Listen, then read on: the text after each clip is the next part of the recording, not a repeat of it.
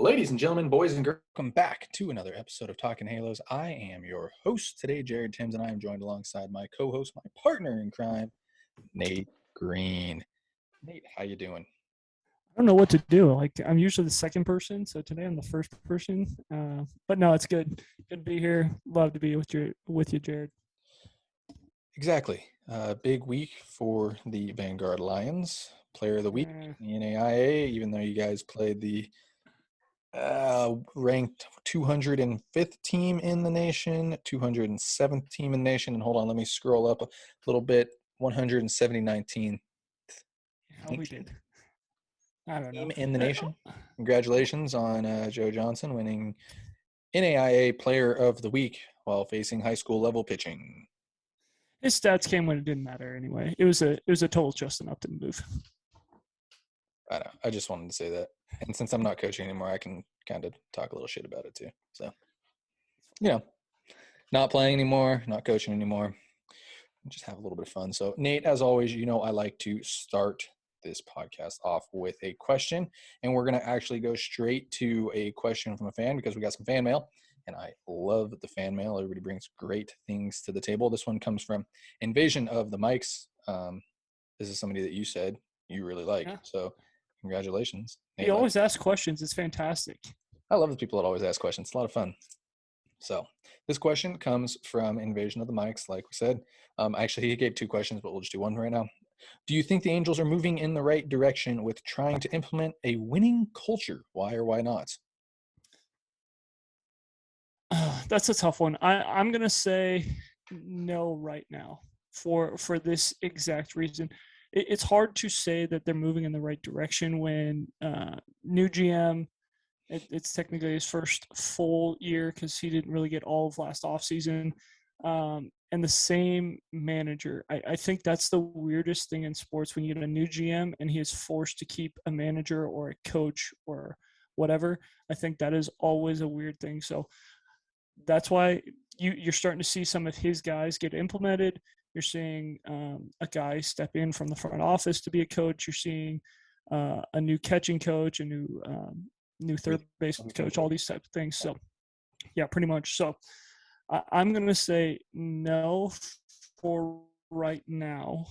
I want to give him the benefit of the doubt and see kind of how things go in the minor leagues this year. I want to see how some guys develop, and I also want to see the winning culture get brought back down there because I don't remember the last time we won anything down there. The Tampa Bay Rays is a perfect example of what you're talking about right there. They win. Up and it's down. All about winning. Up and down. It's only about winning. And I think, did we talk to Kenny about this? Kenny Rosenberg? A little bit. He kind of mentioned, I feel like he kind of mentioned this too, like you just go places to win, yep. Like that was, I don't want to quote him because I don't think he said that, but it was something very similar to that. Like you just go places to win, like that's the main factor. That's the main goal is to win. I mean, everybody goes out there to win. I think that's kind of a common misperception is that the players aren't out there to win. They're just out there to make money. I think all the players are really out there to win. I mean, like this isn't the NFL where players sometimes don't are actually out there for the money. It feels like sometimes like we saw, like, you see the video of Rob Gronkowski going out. And I mean, I know that was for a bonus, but just to make one catch type of thing. And I guess it's cool. He got his extra $1 million, but sometimes it feels like players aren't out there to play in some other sports. Basketball is another big one. It feels like, I feel like they're out there a lot for the money, and money does take a place in it. 100%. I do think that there's a place for that. But another thing that I'd like to mention on your behalf of that is I was talking to somebody close to the situation, and I brought up the kind of the Ray Montgomery thing, who's now the bench coach. And I said, does this worry you at all? And he was like, honestly, no, because Joe Madden works well with everybody. And I mean, granted, we don't know Joe, but like if there's one person, that you can put it past, there's not very many guys in the major leagues that you can say that about, many coaches. You can be like, this guy's going to work well with everybody.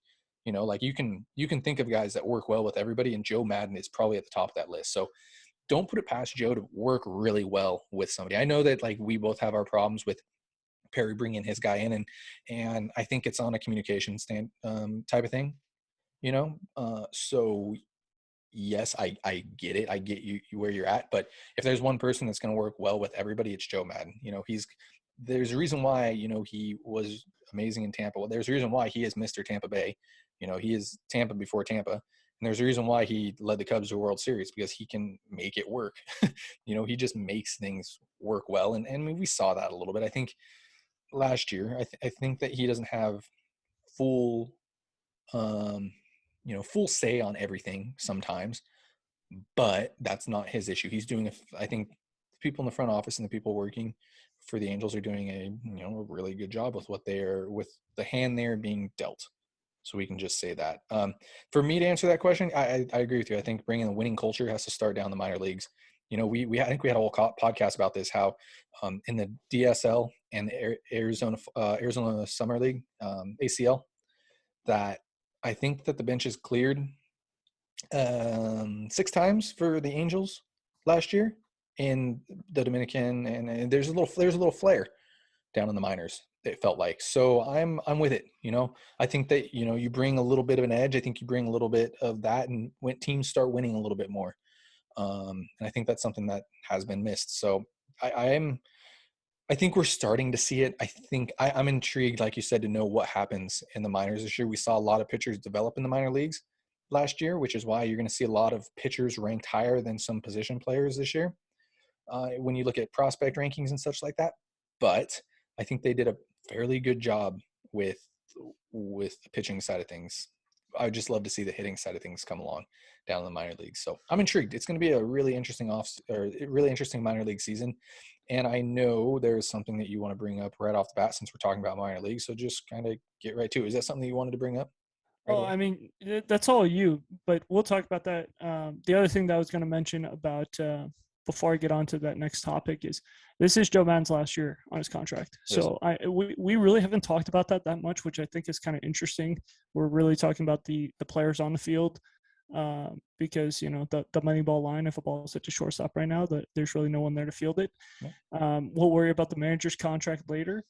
And I think Joe kind of understands that, but he also wants, like, I think he also knows, like, he deserves some respect. He has been very good everywhere he's been. He was very good in Tampa. He was very good in Chicago. Very good in Anaheim And, yeah, he's been good before. here. Yeah, and so knowing that that is my one concern. It's not really the people around him. It's the fact that he is probably starting to feel a little bit of the pressure. Like, hey, I'm going to start to put in my guys, which means I'm probably not getting a contract next year. So what am I going to have to do to get a contract? One more 3-year contract in Chicago or Arizona or something like that for Joe Maddon. So that's all I wanted to bring up. Minor league news that Jared was alluding to. It just came out today that AAA is going to add a couple extra games. 150 game season will be the new mark for a AAA. They're going to go to September 28th. Jared is super pumped about that. He's going to be able to go to some more minor league games. Also, really cool. It gives players somewhere to go in the event that some guys need a little bit of rehab. It gives some players somewhere to play in the minor leagues as well, when we've seen a lot where guys have not played a major league game and we'll go to the first playoff game and AAA has ended 3 weeks before that, and it's like, oh, hey, by the way, you're playing in the big leagues, and it's in the playoffs, which you've never played in, and you've never played a major league game, so good luck. It's like, so Yeah, AAA is definitely somewhere where I have always wanted to see more games, and I didn't understand why they didn't, keep playing. Like, you almost have to, in a sense, like you have to play up to the postseason, because then you're bringing up a whole bunch of guys. Like the locker room is basically full with guys you might use, in a sense. Like, it always happens where there's guys you may end up using. So yeah, I'm all for it. I mean, I'm all for more minor league games as well. I think the guys down there are always up for it too. I think that the more that they can showcase what they can do, especially late in the season, the more chances they have to, AAA, you're going to get minor league deals probably next year, possibly a major league deal if somebody really likes you. So I think it just gives them another opportunity to show what they can do late in the season. So I'm all for it.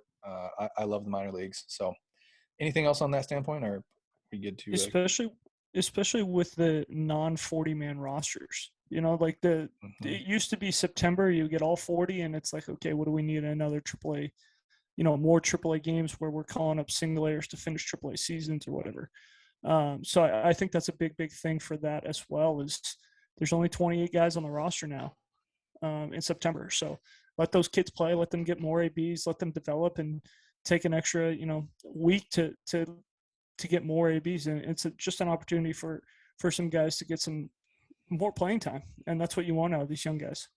Absolutely. Yeah. And for me, and this is going to sound weird, and I know you don't think so because we talked about it off the record, but I think that something has happened in negotiations behind the scene for them to extend the season this late in the season. Something had to have been agreed upon in the CBA where it's like, okay, we need to actually implement this in the minor leagues. I don't know what it's going to be at all. It could be something that has to do with, I honestly, I don't know. This is just my hypothesis on this. It would make sense, that like, come on, dude, we're what, 2 months away from opening day in the minor leagues, like in the season, like, and the schedule is already out. You think like this was something that would have happened, I don't know, like November, we would have thought about this or something. Like I think it makes a little bit of sense that something was agreed upon in the CBA. It might not be big, but something had to have happened where it's like, all right, yeah, like let's just announce the extension of the season. I'll play Makes devil's sense. advocate to that and say I think that it makes it look the optimistic for opening day being on time a little bit more bleak because they are adding more games to AAA, which means that they can continue with the minor league system normally and start the major league uh, opening day a couple weeks late or even a month late, and it's not going to affect the way that AAA is played because AAA will be playing basically the same type of season as normal. So that is my one devil's advocate to you because we can't be the same. I mean, we could. So, guys, just want to thank you so much for listening to this podcast here at Talking Halos, making us the best podcast. Speaking of this, I was thinking about this.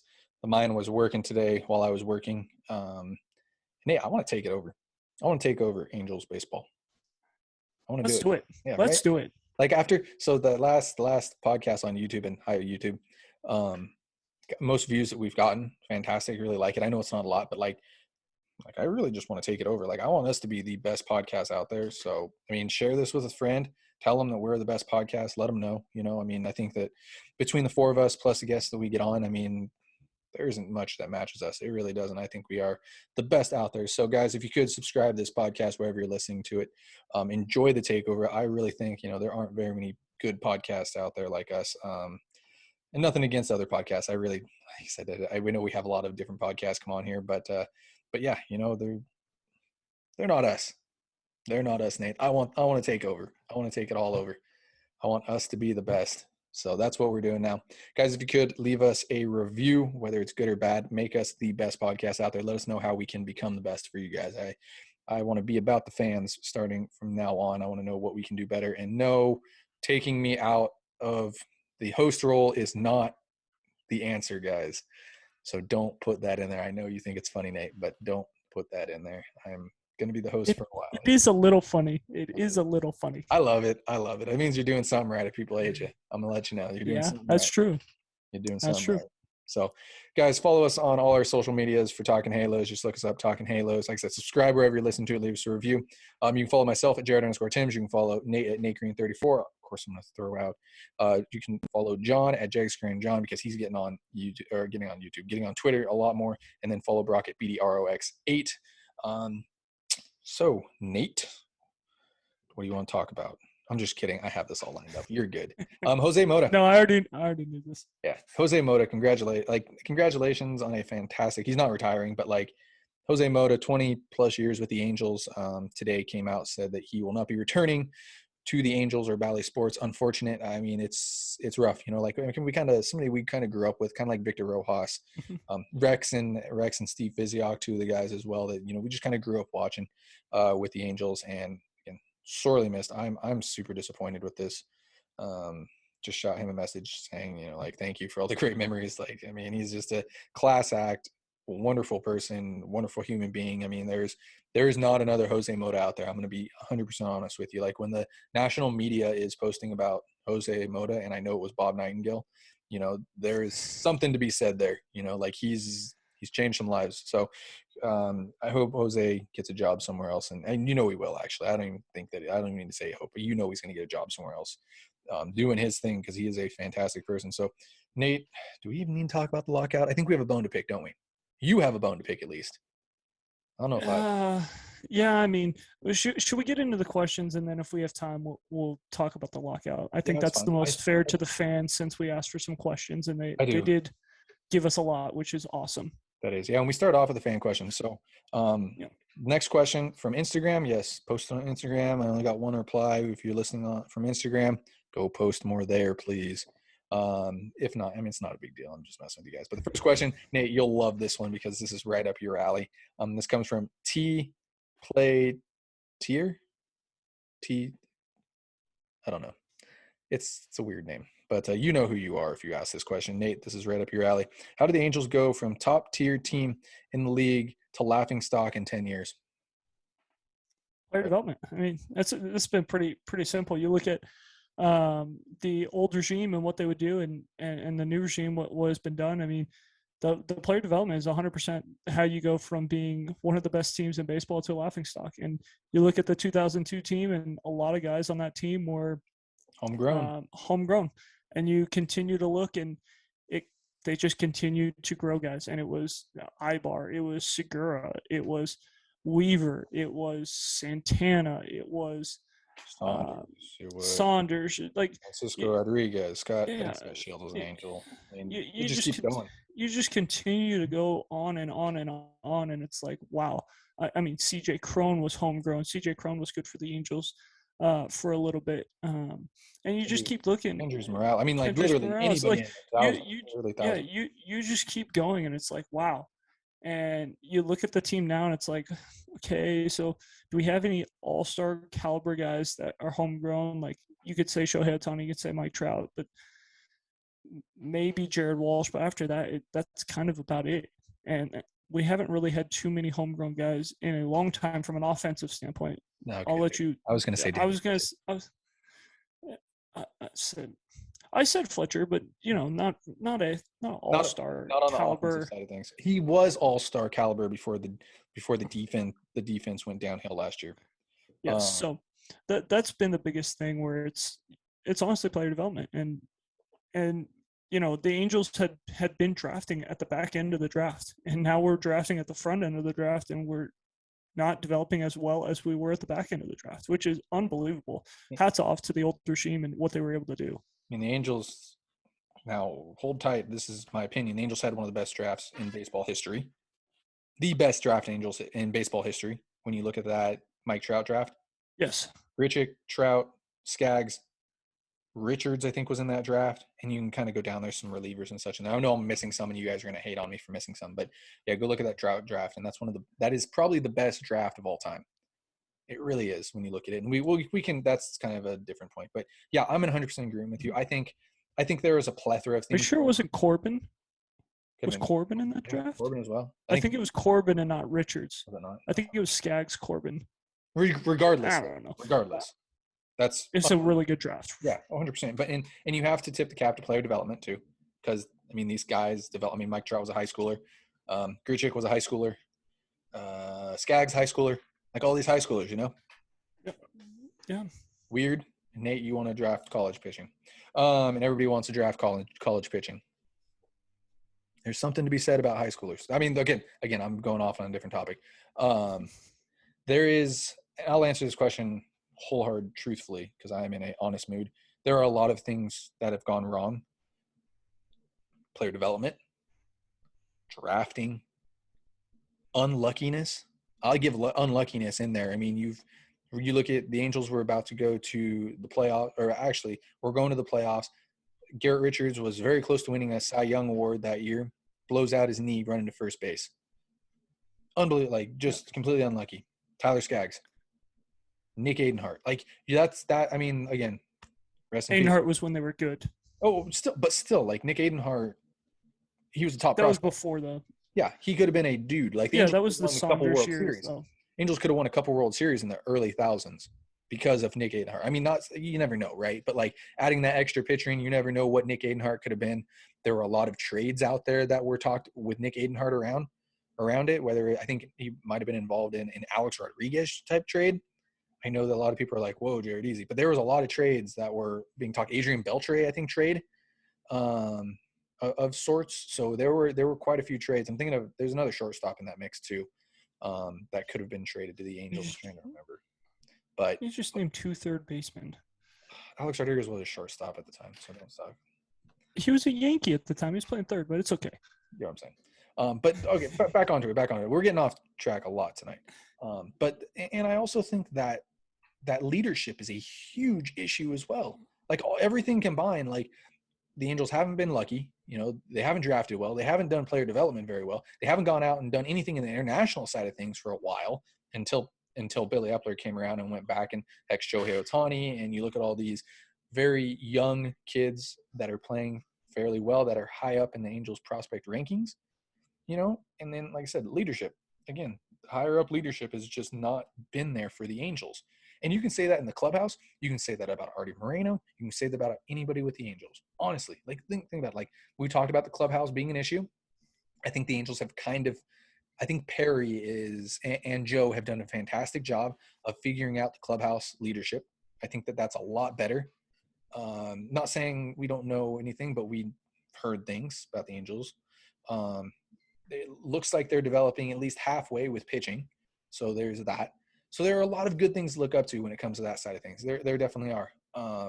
But there are still a lot of things wrong with the Angels as well. And that's my honest 110% answer. Like I'm giving you 110% answer. There are good things going on, and there are some things that are still wrong with the Angels. And you can speculate about what those things are, but that's just what I have to say about it. Kind of picking up what I'm laying down there, Nate? Of course. Yeah. So I think everybody else is kind of picking it up too. So next question, fantastic question there. Actually, kind of an interesting question. That really got us going there. Actually, kind of super, super interesting. So next question comes from Steve Scalzolo. I hope I said that right. I really do. He's got a blue check mark next to him, so I hope I said it right. If I didn't, Steve, you can come on the show and just, hand me a new one. It's totally fine. So he asked, and Nate, I feel like you're looking up the stats for this. I could totally be wrong. He asked, what percentage of last season did Trout miss and Rendon miss?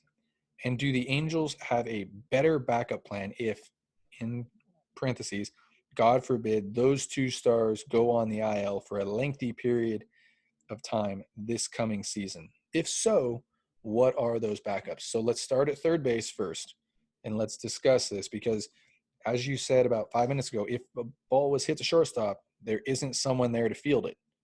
Now, if Anthony Rendon goes on the DL again or on the IL again, if a ball is hit to third base, there really isn't anybody there to field it.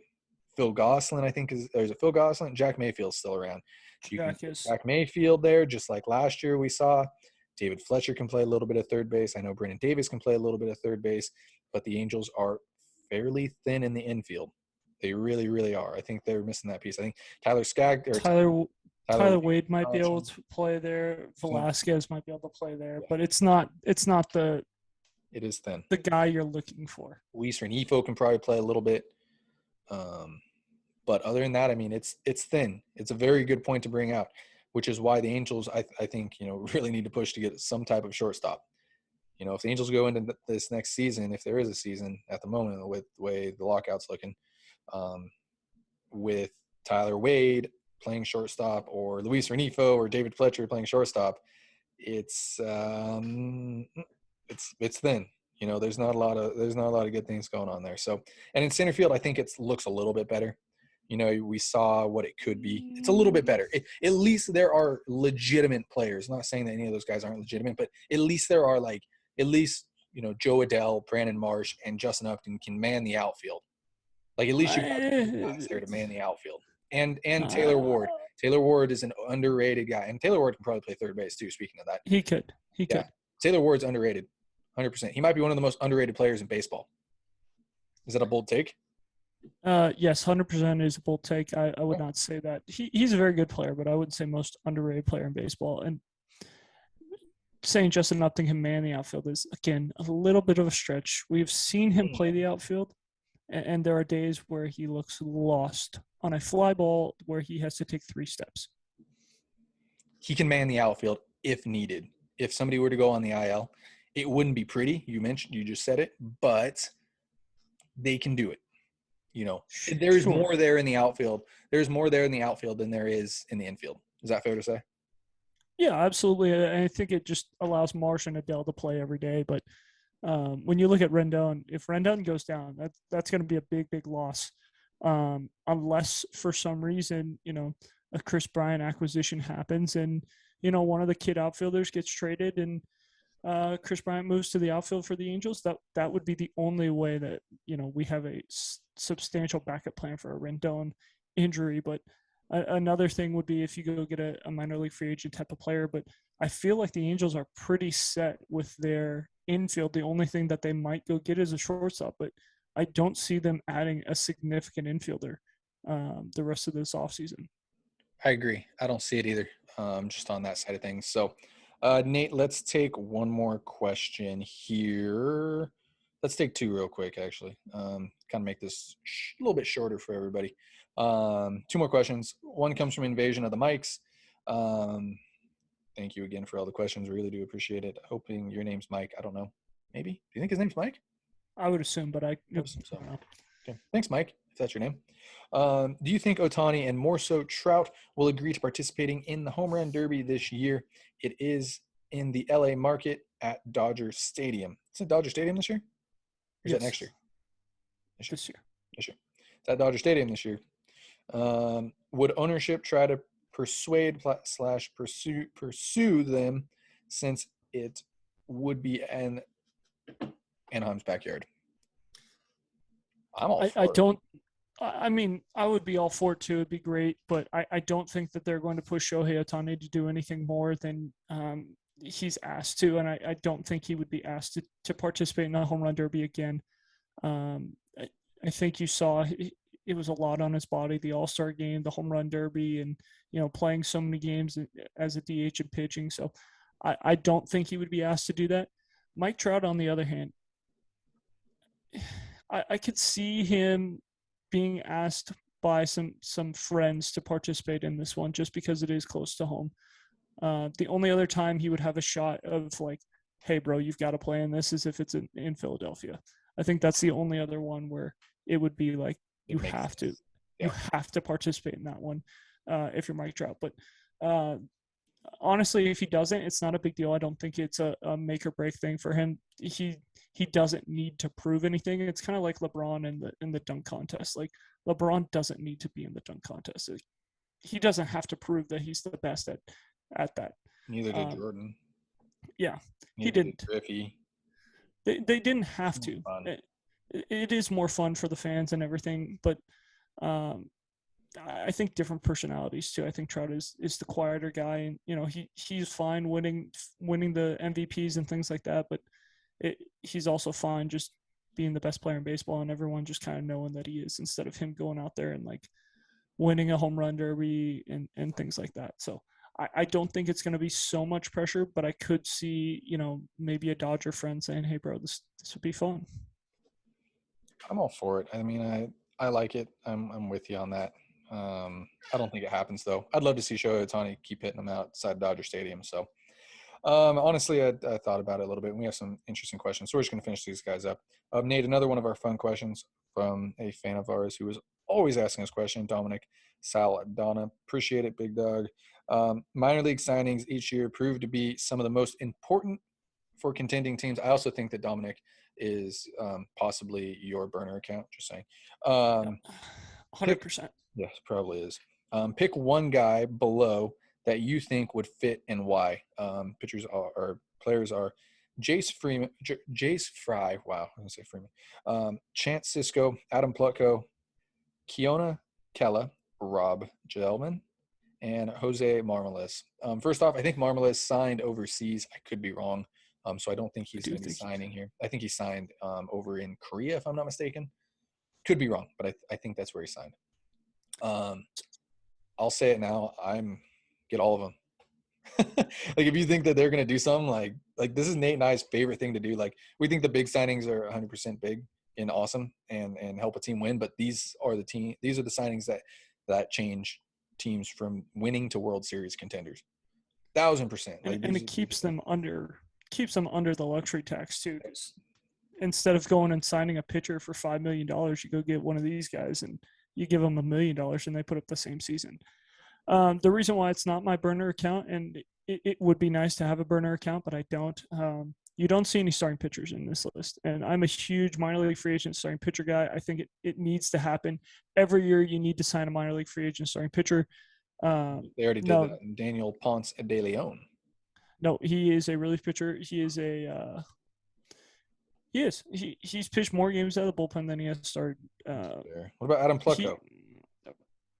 Plucko kind of he has turned into more of a reliever since he went to Baltimore last year. No, for me, you would see like a bigger name minor league free agent starting pitcher. But for me, I'm a huge Keanu Kelly guy. I think he's got excellent stuff. Coming off another arm injury is very scary for me, so I would not take a chance on him. I'm going to take a chance on the kid from California. Robert Gesselman is, I believe, from the LA area, if I remember correctly. I could be wrong on that. Let me double check that while you pick your guy. But he is a guy very similar to Daniel Ponce de Leon. He's got high velo, 95 plus guy. Can start, can come out of the pen. I think it makes sense. Kind of a Daniel Ponce de Leon type of guy. I like a lot of these guys. That's why I thought it was your burner account. Jace Fry, I think he was in Baltimore too, right? Pretty good reliever for Baltimore. White Sox, and right. Yes. No, a pretty good reliever at one point with the White Sox. Yes. I'm thinking of somebody else in Baltimore. I know if it was that guy, if it was Scott, it was Tanner Scott, I'd be on board with him I love for sure. Scott. Absolutely love him. Chance Sisco would be my pick. Just saying. I think that finding a catcher like that and pretty decent defensive catcher from everything that I heard, I know that, and he was a top prospect at one point too. So there's something there. Scouts saw something there. He's always been my candidate to be the backup catcher this year. Angels don't have one unless you want to bring in Drew Butera. So, and yes, do you have your answer to Robert Selman? I was right. Santa Monica, California, LA guy.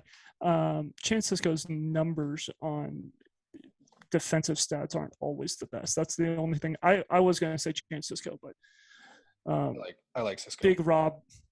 Big Rob bringing him home ish would be awesome. Yeah.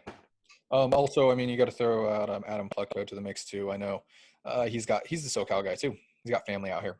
Yep. Because I know his brother. Shout out Connor if you're listening to this. So, two more questions here. First one comes from Light Up the Halo season Halo. You're the Angels GM and you are only allowed one final move before the season starts tomorrow. What is your last additional move to the Angels offseason besides firing Artie Moreno? Nate, what's your answer? You can't fire the guy who owns the team, okay? You can just ask him to sell it. But no, this is a tough one because I think there's multiple needs at this point. You got to go get a backup catcher. You got to go get another reliever. I think you got to go get possibly a minor league free agent starter. But I think the biggest thing is I'm going to get Trevor Story to come to Anaheim. I'm going to go get a shortstop. I'm going to say, come be a guy, even if it's a 1-year deal. I really don't care. And I know people say I hate 1-year deals, and I do. But if it makes us better, I'm willing to take a chance on a guy who's not going to be a make or break guy for us. You know, where you look at the Noah Syndergaard thing, the reason why we're not super happy about it is because it's a pitcher, you know, offense. And it's a 1-year deal that you gave up a draft pick for, and $500,000 in international money. Just to say that. Yeah. Sorry. Yeah. So with Trevor Story, I don't want it to be a 1-year deal. I would like it to be like a 4 or 5-year deal. So that would be my one move, is to go get Trevor Story, say play shortstop for the next 5 years, and you know, bring some power to the team. Kind of stole mine, so go get Carlos Correa. I'm just going to keep it simple. I'm going to keep it as simple as can be. Just go get Carlos Correa. Solidify shortstop for the next 10 years because there really isn't a shortstop down there right now. There really isn't when you look at it. I mean, Jeremiah Jackson can probably play. but I'll take Carlos Correa over him. Kyron Paris is probably a second baseman. I'll take Carlos Correa over him. Errol Vera is probably a third baseman. I'll take Carlos Correa over him. All those guys are not going to be ready for another 2, 3, maybe 4 years down the road. I'll take Carlos Correa over all of them for the next 10 years, open up some trade options. Go get Carlos Correa. I know fans are going to hate me. I know Angels fans are going to hate it. But getting a shortstop, whether it's Story or Correa, or any shortstop with some time, solves a I think lot it's of just those two. problems. But yeah, I said Trevor Story just so I didn't get the fan hate of Carlos Correa. So I'll take it. But I'm totally on board with Carlos Correa too. So if that's the guy, that's the guy. I think we're going to do a little bit more research into this. But, Nate, you've been actually on the draft train a little bit more than I have recently. So, Diachoa 831 wants to know who we drafting this year. What do you got? Boy. Draymar? This is a real, huh? Draymar? Kumar. Oh boy. No, they're not. I don't think Kumar's the answer. No. Tramar Johnson, the best kid in the draft. Tramar. Best kid in the draft. I don't know if he's the best kid in the draft. Andrew Jones's kid is really Elijah freaking good. Green's good. Elijah Green. We're setting ourselves up for one of the best drafts, I think, in a while. This draft's going to be pretty good. There are some special kids out there, but honestly, I personally, and I'll say this now, I don't look at the draft until at least college season starts. Probably a little bit farther, halfway through college season. That's just how I am with it. Just wanted to say that. Jace Jung, if he's there, is probably I'd probably look college hitting. Yeah, Jung was one of the first guys that came to my mind. Carter Young was the second guy that came to my mind. And then the third guy, which I don't know if he gets the Angels just because of his lineage, is Dayton Moore's kid is at Arkansas. He's playing second base. They say he might be able to play shortstop. But yeah, he's got really good bat-to-ball skills. They're comparing him to Bobby Witt Jr. when it comes to the knowledge of the game and just an offensive prowess. And I know Jared's giving me that look like he's not Bobby Witt Jr. And by no means am I saying that he is Bobby Witt Jr., but I am saying I'm saying the people who talk about the draft are comparing him to Bobby Witt Jr. But he would be a really good get. He could play second. He could play short. Probably could play third. And the best part about him is he's going to hit. And that's what you're looking for is a guy who can hit. Yeah. Like I said, I don't look at it. I don't usually look at the draft too much until, like I said, midway through college season, just because you know what you're getting at. A lot of these guys are going to be fluctuating up and down, like what happens in high school season for these guys. Injuries are going to happen. You know, there's a lot that goes down. A lot changes in the next 3-4 months. So if I had to say somebody right now, if Jace Jung is there, it wouldn't surprise me. I think they're going to go college hitting. I don't know if Brooks Lee's going to be there. It could be. Possible. That's a guy that I wanted out of high school. I knew he wasn't going to go anywhere, but I wanted the Angels to take him. So yeah, and I don't want to talk about the lockout. There's just nothing good to talk about. Really, there isn't. I want there to be something good to talk about for you guys when it comes to lockout, but there just isn't anything good to talk about. We would just complain. I know you guys don't want to hear us complain about it. Like you just hear us, said. So we're not going to talk about that today. So Nate, any final thoughts before we let everybody go? What was I going to say? No, I'm not going to say it. Go ahead. What do you got? Final thoughts? Well, I was just going to say, since I won't complain, I got no final thoughts. It's hopefully going to end quickly. Hopefully. We're just going to keep saying that, and hopefully it eventually will end. We've been saying this since December that hopefully we have baseball here soon. Hopefully in February. Hopefully in March. Hopefully in April. At least we have minor league baseball. So, guys, just want to thank you so much for listening to this podcast here at Talking Halos, making us the best Angels podcast out there. I truly do believe it. Watch out for the takeover. Guys, we're taking it over. I'm just letting you know. If you didn't listen to my first spew, you're listening to this one again. We're taking over Angels baseball. That's all I got to say about this. I don't know how we're going to do it, but we are going to do it. We want to be the number one podcast out there. So share it with a friend. Let them know we are the best Angels podcast out there. Come on to the show. Honestly, if you guys want to come on the show and talk with us for a little while, I'm more than happy to do it. I love talking to people. Nate, I know, loves talking to people. We can talk anything that you guys want to talk about. Just shoot us a message on any of our social medias. We'll get you on here. We'll hook it up. We'll make sure that you have a fantastic time talking with us here at Talking Halos. You can follow myself at Jared_Tims. You can follow Nate at NateGreen34. And guys, thank you so much for listening. Have a great rest of your day.